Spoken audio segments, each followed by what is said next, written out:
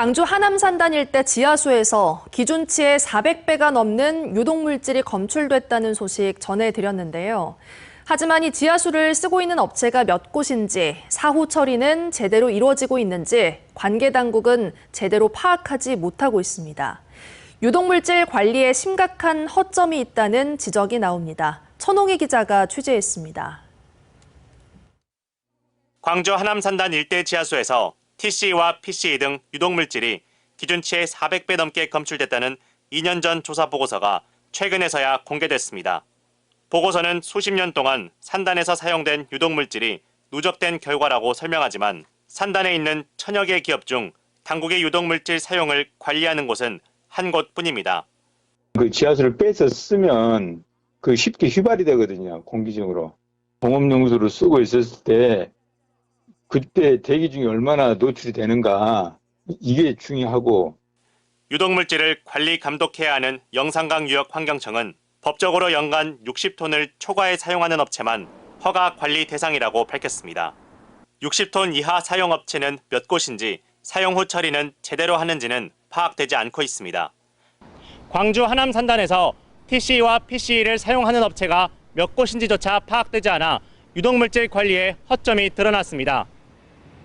영산강청은 산단 기업을 대상으로 연 1회 유독물질 배출량 자료를 제출받고 있다고 밝혔지만 업체가 직접 작성한 자료다 보니 정확한 실태를 파악하긴 어려운 상황입니다. 그러는 사이 지금까지도 하남 산단과 인근 주거지역 일대 지하수에선 기준치의 70배를 초과한 유독물질들이 검출되고 있습니다. 자율로 입력하게끔 되어 있고, 그런 부분들을 저희가 취합을 해서 저희가 관리를 하고 있는 거라고 보시면 될 것 같습니다. 지하수에서 유독물질은 계속 나오는데 유독물질을 쓰고 있는 업체가 몇 곳인지도 모르는 관리 사각지대 속에서 영산강청은 오는 8월 관련 법령이 개정되는 만큼 유독물질 관리 기준을 강화하겠다는 원론적인 입장만을 내놓고 있습니다. MBC 뉴스 천홍희입니다. 더워도 너무 덥습니다. 절기 중복인 오늘도 폭염의 기세는 꺾일 기미를 보이지 않고 있습니다. 계속해서 말씀드리지만요, 온열 질환 가볍게 생각하지 마시고요. 오늘은 이렇게 복다림 음식도 챙겨 드시면서 이번 더위 잘 이겨내셔야겠습니다. 오늘도 광주와 전남 모든 지역에 폭염 경보가 발효 중입니다. 광주의 오늘 낮 최고 기온 35도 안팎으로 어제만큼이나 더운 날씨가 예상되고요. 광주에서는 오늘로 벌써 90회째 경보가 이어지고 있습니다. 계속해서 맑은 날씨가 이어지면서 뜨겁다 못해 따가운 볕이 쏟아지는 요즘입니다. 오늘도 북태평양 고기압의 영향권에 든 가운데 종일 덥고 습한 기온이 가득하겠습니다. 서해 남부 먼바다에는 풍랑특보가 내려졌습니다. 바다의 물결 최고 2.5m로 높게 일겠고요. 당분간 해안 지역에 너울이 강하게 밀려들 것으로 보여서 해안 지역 안전사고 없도록 각별한 주의가 필요합니다. 35도 안팎의 무더위는 이번 주말까지도 계속되겠습니다. 날씨 정보였습니다. 극한 호우가 내리면서 막대한 피해가 발생한 광주 전남 지역에 대해 정부가 본격적인 피해 조사에 나섰습니다. 담양에 이어 광주 북구와 나주시 역시 특별 재난 지역으로 선포해 줄 것을 요구하고 있습니다. 보도에 김영창 기자입니다. 일주일 전 극한 호우로 제방이 무너지고 50여 가구가 침수됐던 광주 북구의 한 마을. 행정안전부와 민간 전문가 등으로 꾸려진 중앙합동조사단이 수해 현장 곳곳을 둘러봅니다.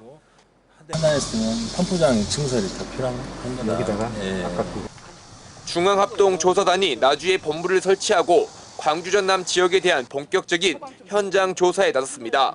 우리 같은 서민들은 솔직히 말해서 힘들어버려요. 밤에부터 지금까지 농사 지어갖고 해놨는데, 이제 막상 이렇게 이제 수확기거든요. 고추도 따야 되고, 갑자기 열해 보니까 허탕해요. 극한 호우로 광주와 전남은 막대한 재산 피해를 입었습니다. 광주 북구는 235억, 담양은 400억, 나주는 144억 원 등의 피해가 발생한 걸로 잠정 집계됐습니다. 이 중 담양을 포함해 경기 가평, 충남 서산 등이 특별재난지역으로 선포되면서 타 지자체도 특별재난지역 지정을 요구하고 있습니다. 광주 북구와 나주시의 경우 특별재난지역 선포 기준을 넘는 곳들입니다. 저희들이 행안부 조사를 성실히 받아서 피해액을 인정받고 하루라도 빨리 재난지역 선포가 되도록 노력하고 있습니다. 특별재난지역으로 선포되면 침수 피해 가구당 최대 360만 원을 보상받게 되고 지방세와 건강보험료, 전기요금 등이 감면됩니다. 합동조사단은 다음 달 5일까지 조사를 끝내고 특별재난지역을 추가로 선포할 예정입니다. MBC 뉴스 김영창입니다. 시민단체와 정당이 광주시의회 4기 윤리특별위원회 해산을 요구하고 나섰습니다. 광주시민단체협의회는 성명을 내고 광주시의회의 도덕 불감증을 규탄한다며 시의회는 4기 윤리특위를 즉각 해산하고 재구성할 것을 촉구했습니다. 진보당도 자격이 없는 시의원이 다수 포함돼 윤리 없는 광주시의회 윤리특위라고 지적하고 지금이라도 자격 있는 의원으로 다시 구성해야 한다고 말했습니다. 광주시의회는 지난 18일 윤리위원 9명을 선임했는데 이 가운데 3명이 반윤리 행위로 논란이 된 바 있습니다. 해당 행위 논란 등 우여곡절 끝에 선출된 광주시의회 예산결산특별위원장이 100억 원대 주식을 백지신탁했습니다. 광주시의회에 따르면 심창욱 예결위원장은 자신과 가족이 보유 중인 주식을 이해충돌 규정을 피하기 위해 모두 백지신탁하기로 했습니다. 올해 116억 원가량의 재산을 신고한 심 의원은 예결위원장 선임 하루 전인 지난 21일 금융사를 통해 주식 백지신탁 계약에 착수했습니다. 백지신탁은 이해충돌을 막기 위해 고위공직자가 보유 중인 주식과 같은 재산을 임기 중에 신탁기관에 맡기는 제도입니다. 불볕더위 속에 순천만 국가정원은 온도를 낮추고 쾌적한 환경을 만들기 위한 대책 마련이 한창입니다. 양산은 방문객들의 필수 준비물이 됐고 정원에 사는 동물들도 각자의 방식으로 여름을 나고 있습니다. 유민호 기자가 다녀왔습니다. 구름 한 점 찾기 힘든 하늘. 땡볕 아래 순천만 국가정원 기온은 34도 안팎을 넘나듭니다. 방문객은 나무가 만든 그늘에서 잠시 더위를 식힙니다. 햇볕이 날씨가 너무 더워가지고 따가운데 그래도 여기 그늘이 있으니까 바람도 잘 불고 시원하니 너무 좋습니다. 정원을 거닐려면 햇볕을 막는 양산과 모자가 필수 준비물입니다. 미리 챙기지 못한 방문객에게 양산을 빌려주는 대여소도 북적입니다. 저희 그늘을 빌려드립니다라는 컨셉으로 양심우산 250개, 그다음에 나무 그늘 아래서 편하게 쉴 수 있는 돗자리를 50개 이상 준비해두고 있습니다. 야외 작업자는 폭염 상황에 따라 근무와 휴식 시간을 조절하고 있습니다. 정원에 사는 동물도 더위가 버거운 건 마찬가지. 에어컨이 있는 실내에 머무르다 얼린 과일과 시원한 수박화채가 특식으로 나오자 모습을 드러냅니다. 잠시 더위를 잊고 활기를 되찾습니다. 무더위에 지친 동물들을 위해서 실내에 에어컨을 틀어서 더위를 좀 낮춰주거나 얼음 같은 것을 제공을 해서 이제 여름을 잘 날 수 있게 하고 있습니다. 정원 옆 대형 물놀이장은 가족 단위 방문객이 오전부터 몰렸습니다. 자연 속에 물놀이장도 있고 너무 좋은 것 같아요. 풀장도 되게 연령대별로 많고 그래서 동생들이랑 같이 놀 수 있어서. 지칠 줄 모르는 폭염의 기세. 각자 방식으로 순천만 국가정원의 여름나기가 이어지고 있습니다. MBC 뉴스 유민호입니다. 전남 영광군 의회가 붕산수가 누설된 한빛원전 5호기 원자로 헤드를 교체할 것을 촉구했습니다. 의회는 어제 보도자료를 내고 원자로 헤드와 같은 핵심 설비는 40년간 안정성이 보장돼야 하지만 결함이 드러났다며 이같이 주장했습니다. 지난 5일 정비 중이던 한빛 5호기의 원자로 헤드 제어봉 구동장치에서 붕산수 누설이 확인됐고 조사 결과 원자로 헤드에 미세 구멍이 발생해 붕산수가 누설된 것으로 밝혀졌습니다. 광주의 한 아파트 외벽에서 작업자가 추락해 병원으로 옮겨졌습니다. 광주 광산소방서에 따르면 어제 오전 8시 10분쯤 소촌동의 한 아파트 13층 외벽에서 페인트 칠을 하던 50대 남성이 지상으로 떨어졌다는 신고가 접수됐습니다. 이 작업자는 의식이 있는 상태에서 병원으로 후송됐습니다. 경찰과 소방당국은 안전수칙 준수 여부 등 사고 경위를 조사하고 있습니다.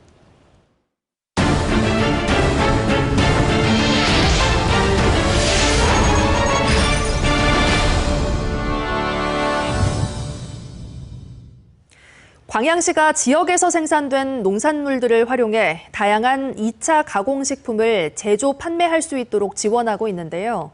고부가가치 창출을 통해 지속가능한 농촌으로 자리매김할 수 있는 우수 사례로 주목받고 있습니다. 김주희 기자가 전해드립니다.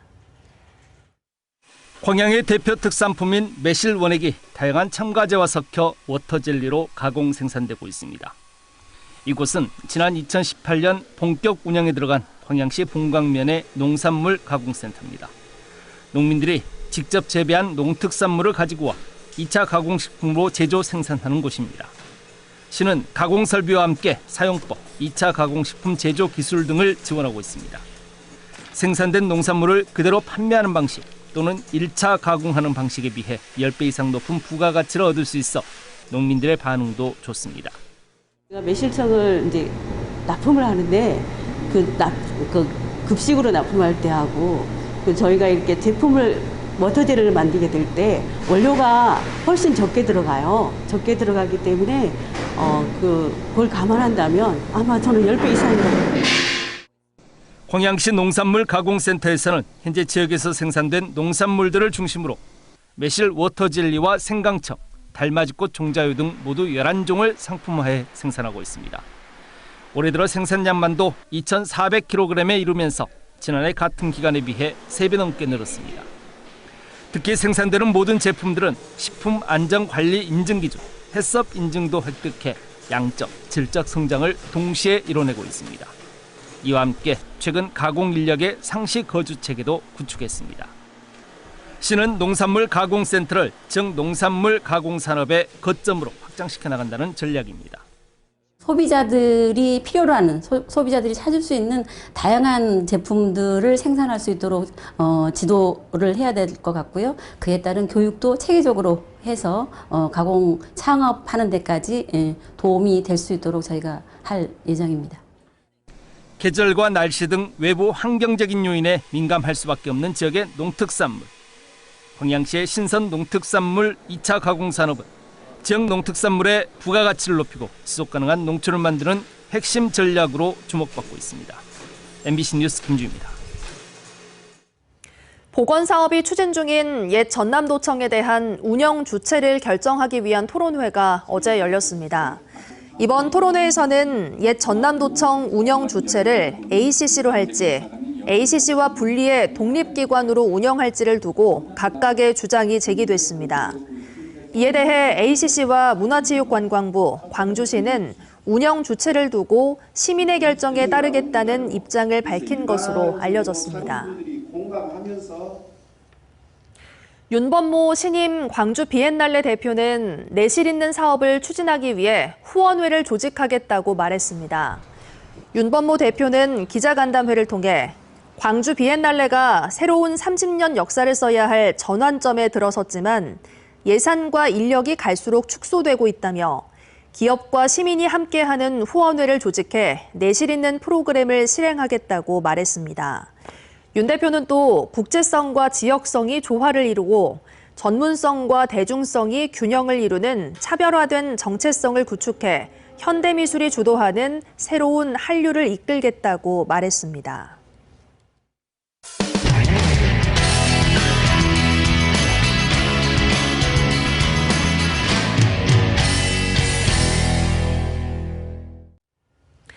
해마다 농촌에서는 넘어진 농기계에 깔려 숨지는 사고가 끊이지 않고 있습니다. 혼자 작업을 하다 사고가 나면 신고도 할 수 없고 뒤늦게 발견되는 경우도 많은데요. 이를 예방하기 위해 농기계 사고가 나면 자동으로 가족에게 알림을 보내는 단말기가 도입되고 있습니다. 원주문화방송 유주성 기자입니다. 지난 23일 원주의 한 농가 창고. 80대 남성이 경운기를 주차하다 운전석에서 떨어지면서 바퀴 밑에 깔려 숨졌습니다. 지난해에는 트랙터가 2.5m 높이의 도로에서 추락해 60대 남성이 깔리면서 목숨을 잃었고 2023년에도 한 과수원에서 농기계 전복 사고로 60대 남성이 사망했습니다. 해마다 농기계 사고가 끊이지 않으면서 지난 2020년부터 3년 동안 전국에서 사망자만 229명에 달합니다. 특히 혼자 작업을 하다 사고가 나면 신고가 늦어져 피해를 키우기 일쑤입니다. 농기계 사고에 따른 인명피해를 줄이기 위해 최근 사물인터넷 기술을 활용한 자동알림 단말기가 도입됐습니다. 농기계가 전도되거나 전복되면 부착된 단말기가 기울기를 자동으로 인식해 사고 알림을 가족들에게 보내는 방식입니다. 인적이 드물고 땅이 울퉁불퉁하거나 경사진 곳이 많은 농촌의 특성을 반영한 겁니다. 이 트랙터 안에는 농기계 사고를 알려주는 장치가 설치되어 있습니다. 응급 상황 시에는 이렇게 직접 버튼을 누르면 신호가 울리게 되고 등록된 번호로 응급 상황을 알려줄 수 있습니다. 아직 사업 초기지만 일단 농민들은 합격점을 줬습니다. 트랙터가 전복돼갖고 사망사고도 난 적도 있고 기울어지거나 아니면 전복사고가 났을 때 가족이나 뭐 주변 사람들한테 긴급 문자가 가버리니까 효과가 많이 있죠. 단말기는 또 농기계가 도로로 나갔을 때 교통사고 방지 역할도 합니다. 도로를 달리고 있는 농기계의 속도와 남은 거리 등의 정보를 전광판에 전송해 마주오는 운전자가 미리 알고 안전운전을 하도록 유도하는 방식입니다. 농진청에서 조사한 결과 보면은 평균적으로는 11% 감소했고요. 속도가 높은 곳에서는 25% 속도가 줄었습니다. 지난 2023년 도입 이후 지금까지 강원도에 보급된 단말기는 90여 대, 전광판은 1대입니다. 강원도 18개 시군 중에서 이제 4개 시군이 들어갔는데 도비로도 이제 계속 확보를 할 수 있으면 계속 추진해 나가고 국비 확보를 이제 좀 더 해서 이제 18개 시군이 이제 모든 시군이 다 받을 수 있게끔. 강원도는 단말기 보급 확대와 더불어 사고 신고가 119에 바로 접수될 수 있도록 소방과의 협력 방안도 강구할 계획입니다. MBC 뉴스 유주성입니다. 고급 인력을 확보하기가 어려운 강원도에서는 AI에 대한 의존도가 커지고 있습니다. 특히 신생기업들 사이에서 AI의 존재감이 뚜렷해지고 있는데요. AI로 인력난을 해소하는 창업기업을 춘천문화방송 김도균 기자가 취재했습니다. 춘천의 한 공유 오피스, 창업기업 입주공간 한켠에서 홍보 플랫폼을 운영 중인 이 업체는 대표를 포함해 직원이 단 3명뿐입니다. 그런데도 수천 명의 인플루언서를 고객사와 연결하고 고객사 맞춤 전략을 수립하는 일까지 모두 직접 하고 있습니다. 바로 인공지능 AI 덕분입니다. 고객사 홈페이지 주소만 입력하면 제품과 콘셉트에 맞는 인플루언서를 찾아주는 프로그램 개발자부터 인플루언서의 특성을 분석한 뒤 섭외 메일을 써서 하루에 1만 건까지 발송하는 마케팅 담당자까지 모두 사람이 아닌 AI입니다. AI를 다양한 분야에서 활용을 하고 있습니다. 기획부터 디자인 그리고 개발까지 활용을 하고 있기 때문에 많게는 10명까지 AI가 핸들링을 한다라고 보시면 될 것 같습니다. 신 대표는 AI가 없었다면 강원도에서 이 홍보 사업 자체가 불가능했을 거라고 말합니다. 수도권에 비해 강원도는 개발자나 기획자 등 고급 인력을 확보하기 어려운 구조적 한계를 안고 있기 때문입니다. 다른 지역 출신 강원 창업자 55%가 가장 어려운 점으로 인력 채용 문제를 꼽았을 정도입니다.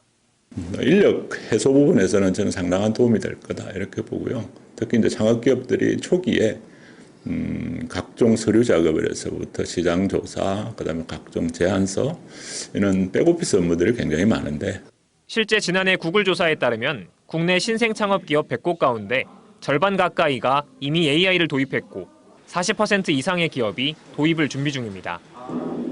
적은 인력과 자본으로 성장해야 하는 창업기업에 AI는 더 이상 선택이 아닌 필수로 자리 잡아가고 있습니다. MBC 뉴스 김도균입니다. 마늘은 마늘 쪽으로 키우다 보니 해를 거듭하면 씨 마늘이 바이러스에 감염되는 등 퇴화하면서 수확량이 줄어들기 마련인데요. 이 때문에 지자체가 직접 건강한 씨 마늘 공급에 나서고 있습니다. 대구문화방송 서성원 기자가 보도합니다. 농산물 산지 유통센터에서 씨 마늘 거래가 한창입니다. 내놓은 사람이나 사가는 사람 모두 지역 농민입니다. 씨 마늘 수매 공급의 장이 열린 건 이 지역에서는 처음인데 거래되는 씨 마늘은 더욱 특별합니다. 마늘은 마늘 쪽으로 키우다 보니 해를 거듭하면 바이러스 감염으로 퇴화해 수확량이 줄기 마련인데 마늘종 안에서 바이러스 감염이 적은 주화를 키워서 만든 씨 마늘이기 때문입니다. 일반 거는 그 병충해가 연작한데 연작 피해가 오기 때문에 병이 많이 와요. 이거는 병이 안 와. 한 3대까지는. 지금 1대인데 앞으로 2대, 3대까지는 병이 거의 안 와. 조직이 치밀하고 생육도 왕성하지만 개별 농가가 엄두를 내기는 쉽지 않습니다. 문제는 일개 농가에서는 자기가 했을 경우에는 집단으로 공동으로 채종했을 때보다 생산 비용이 업되지요. 단가가 높게 책정되죠. 고령군이 2023년 인건비를 들여가며 주화 채취에 직접 나선 이유입니다. 이듬해 봄 주화를 심어 통마늘로 키웠고 지역 농가와 힘을 모아 그해 가을 통마늘을 심어 최근 씨마늘을 수확했습니다. 지역 농민과 3년 공들인 결과물을 지역 농민이 사갈 수 있게 한 겁니다. 저희가 씨를 구입해야 되는데 그 조화 1세대 씨를 주면서 지원을 해줘가지고 씨 구입에 대한 비용 절감도 되고 그다음에 중간중간에 오셔가지고 컨설팅이라든지 마늘 생육 과정에 대해서 병이 없는지 체크도 수시로 와주셔가지고 많은 도움이 됐습니다. 고령군은 4년 정도면 전체 농가에 건강한 씨 마늘을 공급할 것으로 보고 있습니다. 향후에는 그 생장점으로 조직 배양 종부를 농가에 보급할 계획인데요. 조직 배양 종부는 무균 우량 종부라고 보통 얘기를 하는데 무게 보존율이라든가 구중이라든가 이런 것들이 다 좋은 그런 종부가 되겠습니다. 이런 노력을 통해 마늘 품질 향상은 물론이고 생산량도 20% 이상 늘 것으로 기대하고 있습니다. MBC 뉴스 서승원입니다. 농어촌 지역에서 민생회복 소비 쿠폰의 사용처에 대한 개선이 필요하다는 지적이 나왔습니다. 더불어민주당 서삼석 의원이 농협중앙회로부터 받은 자료에 따르면 소비 쿠폰을 사용할 수 있는 하나로마트는 전체 2,200여 곳 가운데 5% 수준인 121곳에 불과합니다.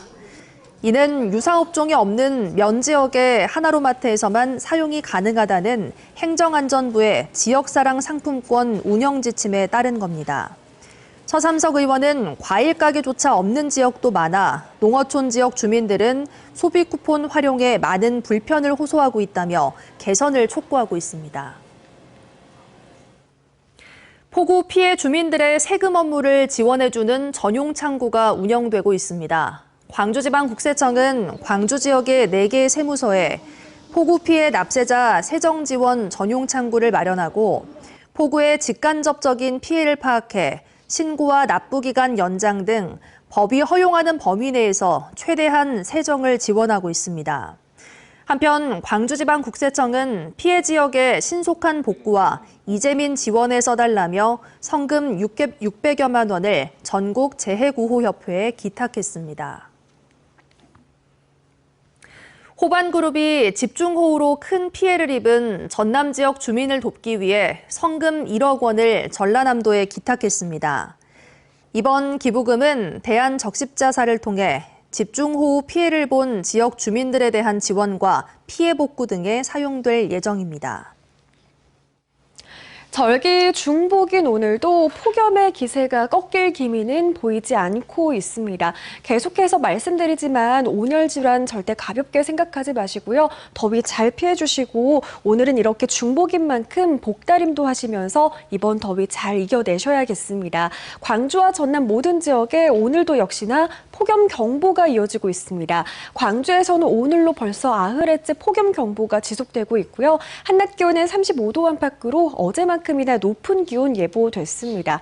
계속해서 맑은 날씨가 이어지면서 뜨겁다 못해 따가운 볕이 쏟아지는 요즘입니다. 오늘도 북태평양 고기압의 영향권에 들어있는 가운데 종일 덥고 습한 기온이 가득 머물겠습니다. 광주의 현재 기온 25도 안팎까지 올라 있고요. 전남 많은 지역에서도 오늘 낮 최고 기온 35도 안팎까지 올라 무덥겠습니다.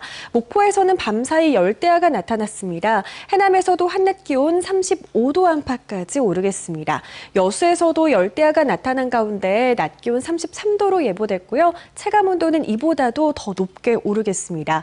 바다의 물결은 전해상에서 최고 2.5m로 높게 일겠고요. 해안 지역을 중심으로 너울이 강하게 밀려오고 있습니다. 해안 지역 안전사고 없도록 각별히 주의하시길 바라겠습니다. 35도 안팎의 무더위는 다가오는 토요일까지도 계속되겠습니다. 날씨 정보였습니다. 이상으로 뉴스 마칩니다. 함께해 주신 여러분 고맙습니다.